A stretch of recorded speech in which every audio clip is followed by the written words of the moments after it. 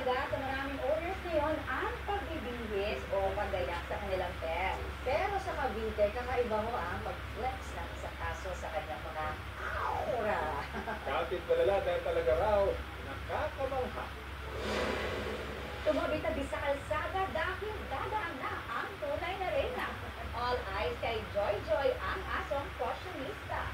Joy to the fashion world na raw ang aso. Next level pa ang runway presentation habang nagbabalanse. Ayun o, sa scooter. Formang pagmalakasan talaga kahit hindi lang nakahinusal sa katabing tindahan. Hits and episodes sa mga TV ni Joy. Libo-libong views na ang kanyang mga video. Joy Joy, ikaw ay...